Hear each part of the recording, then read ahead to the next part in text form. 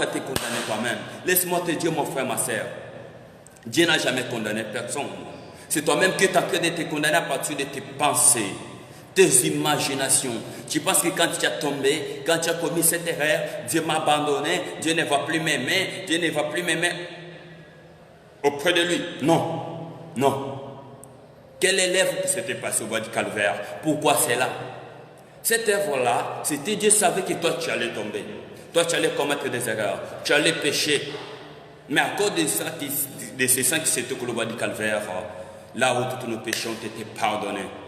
Je vous donne l'exemple d'un homme appelé David, un roi.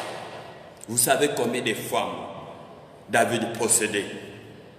Pour finir, David avait tombé. Mais David avait tombé, au lieu qu'il puisse s'enorgueillir, Dieu, lui, ne s'est pas orgueilli, ne s'est pas grondé, il s'est humilié en implorant la grâce du Seigneur. Il a demandé Dieu. Dieu lui a pardonné.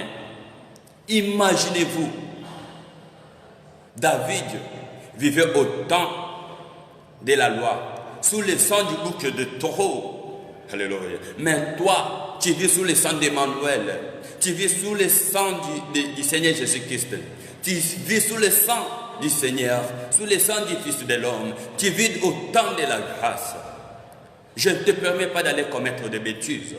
Je ne te permets pas d'aller commettre des erreurs.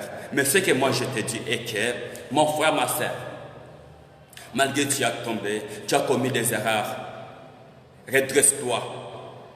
Ne restez pas toujours là. Voler, monter, venez, Dieu a besoin de toi. Malgré tout ce que tu as commis, malgré tout ce que tu as fait, souviens-toi que Jésus n'était pas venu pour le juste. Quand Jésus était venu dans ce monde, tout ce qui était tout autour de lui, c'était que des pécheurs, des gens de mauvais caractère, des filles prostituées. Alléluia. Les anciens sacrificateurs se posaient des questions, mais ils se disent être un fils de Dieu.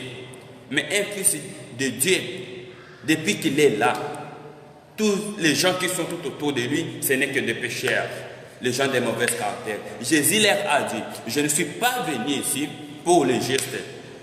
Je suis venu pour ceux qui sont injustes, ceux qui n'ont pas encore crié, afin que je leur redresse aussi, afin que je leur montre aussi la vérité, afin qu'ils croient aussi. Si Jésus était venu, c'était pour toi mon frère, c'était pour toi ma sœur qui n'est pas encore crié, qui est en train de mener encore une mauvaise vie.